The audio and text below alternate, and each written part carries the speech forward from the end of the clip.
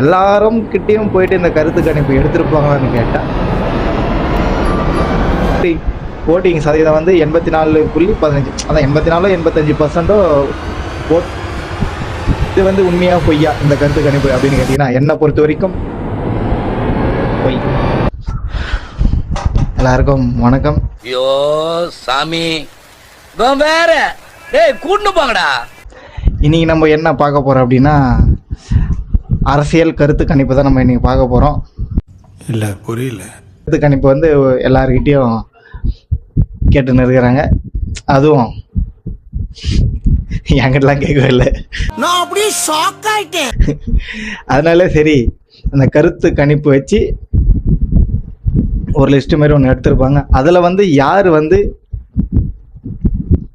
Majority வாங்குறாங்க அப்படின்ட்டு ஒரு கணிப்பு தானே. இப்போது இது அரசியலும் இப்போது நம்ம ஐபிஎல்லையும் கணக்கு பண்ணிக்கலாம்ல, எந்த டீம் ஜெயிக்க போகுதுன்ட்டு மேட்ச் நடக்கிறதுக்கு முன்னாடியே நம்ம ஒன்று சொல்லுவோம், எப்போ எனக்கு இந்த டீம் ஜெயிக்கும் எனக்கு இந்த டீம் ஜெயிக்கும் அப்படின்ட்டு ஒருத்தர் ஒவ்வொரு மைண்ட் செட்டு அவங்க யோசிச்சு இப்படி பண்ணாங்க அப்படி வச்சு ஒரு மைண்ட் செட் ஒன்று சொல்லுவாங்க.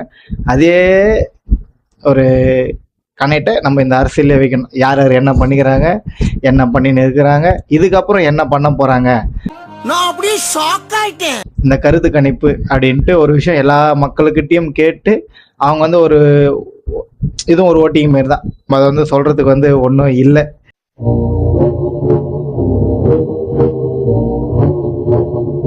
ஏன்னா கணிப்புன்றது சொல்கிறது தானே. அது வந்து சொன்னவனே நடந்துருமா அப்படிலாம் கேட்டால் நடக்கும். இது எப்படின்னா இதில் ரெண்டு ஆப்ஷன் தான், ஒன்று இவங்க இல்லை இவங்க அப்படின்ட்டு தான் இருக்கும்.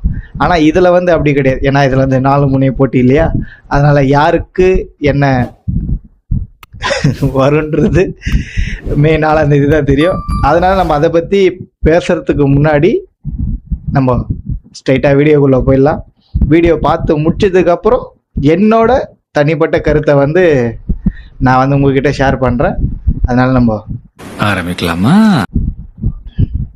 First video.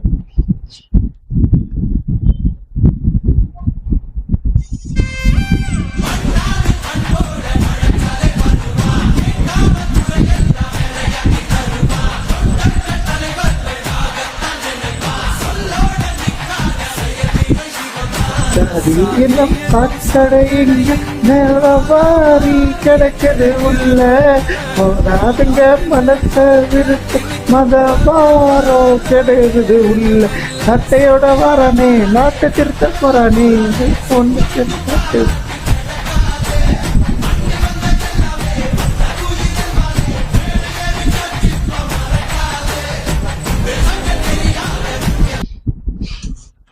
நீங்களே பார்த்துருப்பீங்க. இதில் வந்து என்ன சொல்லியிருக்காங்க அப்படின்னா, இந்தியா டுடே அப்படின்னு ஒரு சேனல் வந்து என்ன சொல்லிடுறாங்க பார்த்தீங்கன்னா, தாவக கட்சி வந்து ஆட்சி அமைக்கும் அப்படின்னு சொல்கிறாங்க. எதனால் ஆட்சி அமைக்கும் அப்படின்னு பார்த்தீங்கன்னா 98 முதல் 120 இடங்களில் கைப்பற்றும் அப்படின்ட்டு இந்தியா டுடேலேருந்து ஒரு சேனல் ஒன்று சொல்லுது. அதே சேம் டைம் வந்து திமுக கட்சி வந்து 92 முதல் 110 இடங்கள் வந்து கைப்பற்றும் அப்படின்னு சொல்கிறாங்க. அதுக்கப்புறம் அதிமுக வந்து 22லேருந்து 34 வரையும் கைப்பற்றும் அப்படின்னு வந்து சொல்கிறாங்க. இது வந்து அந்த சேனல்லேருந்து சொல்லிக்கிறாங்க. அதே சேம் டைம் ஒவ்வொரு சேனல்ல இருந்தும் ஒன்று சொல்கிறாங்க. அது வந்து உண்மையா பொய்யான்றது எனக்கு தெரியாது, மேலே இருக்கிறவனுக்கு தான் தெரியும். இது ஏன் நான் சொல்கிறேன்னா, இந்த காமிக்கிற பாரு.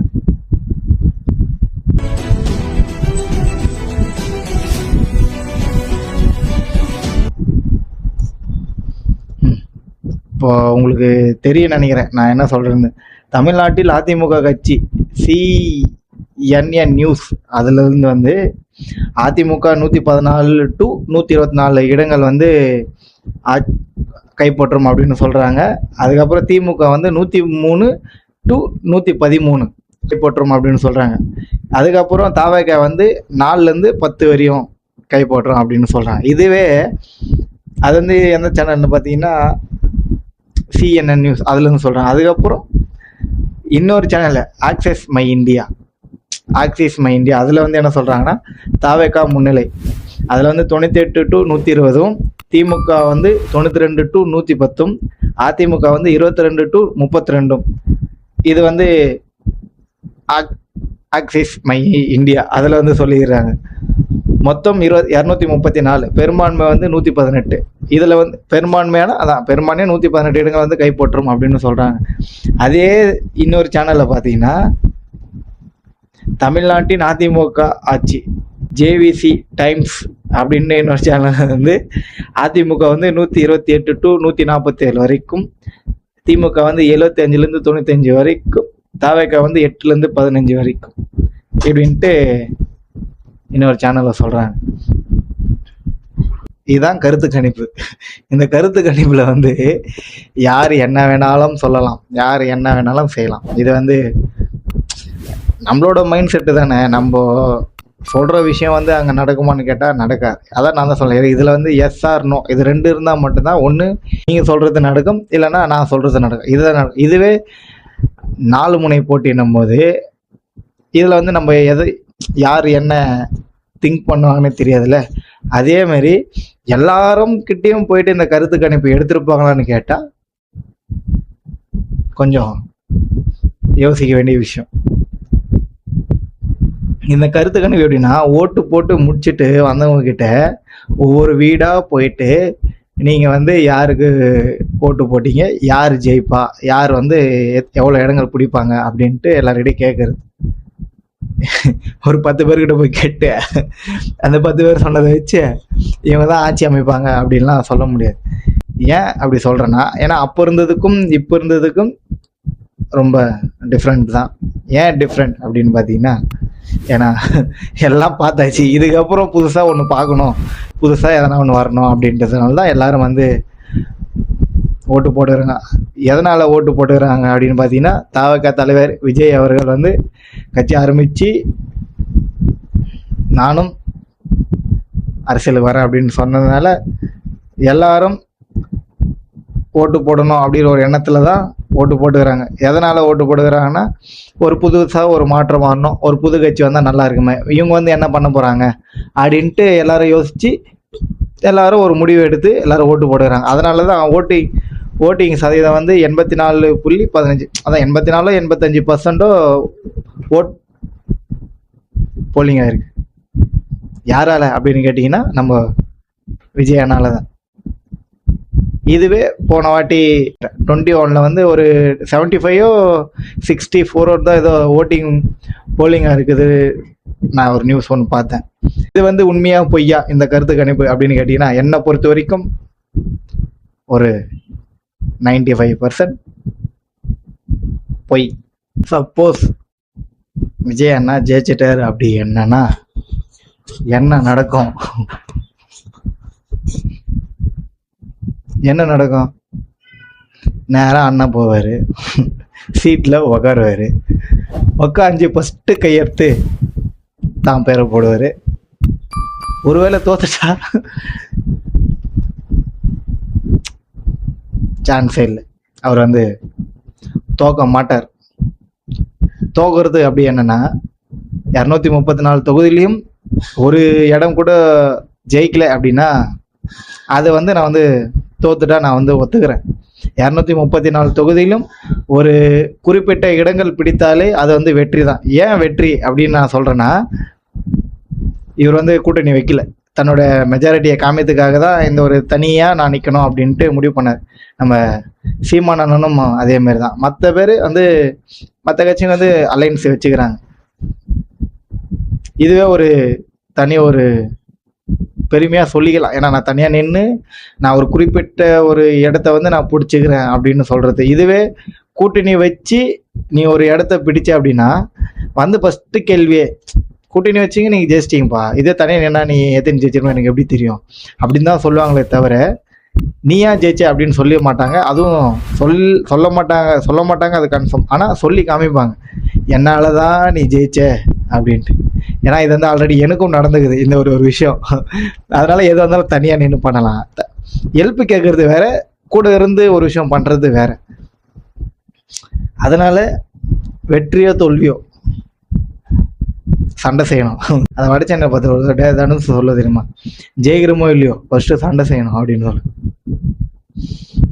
அது டைலாக், அது வந்து வேற விஷயம். ஆனால் இந்த அரசியல் பொறுத்த வரைக்கும் ஜெயிச்சாதான் சண்டையை செய்ய முடியும். நீ தோத்துட்டுன்னா வச்சுக்கோ, ஒன்றுமே பண்ண முடியாது. அதுதான் இங்கே மே 4ஆம் தேதி வந்து தெரியும், யார் ஜெயிக்கிறா, யார் தோக்குறா, யார் சண்டை செய்ய போகிறா, யார் நின்று வேடிக்கை பார்க்க போகிறான்றது மே 4ஆம் தேதி தெரியும். எல்லாரும் அதுக்கு தான் வெயிட் பண்ணுகிறாங்க. நானும் ஒரு தளபதி விஜய் அண்ணோட ரசிகனா நானும் வெயிட் பண்ணுறேன். ரொம்ப ஒரு பக்கு பக்கு பக்கு பக்கு பக்குன்னு இருந்து என்ன பண்ணுறதுன்னு தெரில, என்ன நடக்க போகுதுன்னு தெரில. அதனால் இந்த கருத்து கணிப்புலாம் நீங்கள் வந்து ரொம்ப ஏற்றுக்காமல், அதான் கருத்து கணிப்பை வந்து ரொம்ப யோசிக்காமல் இது வந்து ஒரு நார்மலாக வச்சுங்க. ஏன்னா இது வந்து நார்மலான ஒரு ப்ரெடிக்ஷன் தான். அவங்கவுங்க எண்ணத்தை வந்து அவங்கவுங்க கருத்தை வந்து வெளிப்படுத்துகிறாங்க. மற்றபடி இதில் வந்து நான் சொல்கிறது தான் நடக்கும், நீங்கள் சொல்கிறது தான் நடக்கும் அப்படின்னு. அதனால் எல்லோரும் தைரியமாக இருங்க, நல்லதே நடக்கும். மே 4ஆம் வந்து ரிசல்ட் வந்து தெரியும். கடைசியாக ஒரு வீடியோ வந்து நம்ம வந்து பார்த்துடலாம். யாரால ராயப்பண்ணாலயா, மைகிள்னாலயா,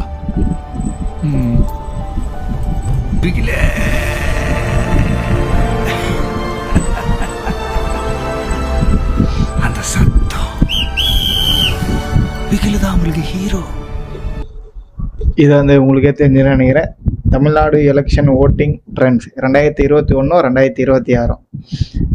அது 2021 வந்து 9லேருந்து 5 மணி வரையும் ஒரு 66% வந்து ஓட்டிங் வந்து போலிங் ஆகிருக்கு. இதே 2026 கணக்கு எடுத்திங்கன்னா 17, அதான் 2026 எடுத்திங்கன்னா 9லேருந்து அதே 5 மணி வரையும், 2021 9லேருந்து 5 மணி வரையும் 65% வந்து போலிங் ஆகிருக்கு. இதே 2020 கணக்கு எடுத்திங்கன்னா 82% வந்து போலிங் ஆகிருக்கு. கிட்டத்தட்ட ஒரு 85 84ன்னு சொல்கிறாங்க. இது வந்து எப்படின்னு தெரில, தமிழ்நாட்டில் மட்டும். இதுக்கு வந்து காரணம் வந்து நம்ம வந்து விஜய் அண்ணன் தான். அதனால் மே 4ஆம் தேதி நம்பிக்கையோடு இருங்க. விஜய் அண்ணன் சொல்கிற மாதிரி கான்ஃபிடண்ட்டாக இருங்க, நல்லதே நடக்கும், வெற்றி நிச்சயம் அப்படின்ற மாதிரி தான் சொல்கிறேன். அதே தான் நானும் சொல்கிறேன், கான்ஃபிடண்ட்டாக இருங்க, நல்லதே நடக்கும், வெற்றி நிச்சயம். அதே மாதிரி கடைசியாக ஒரு விஷயத்த வந்து சொல்லி முடிச்சுக்கிறேன்.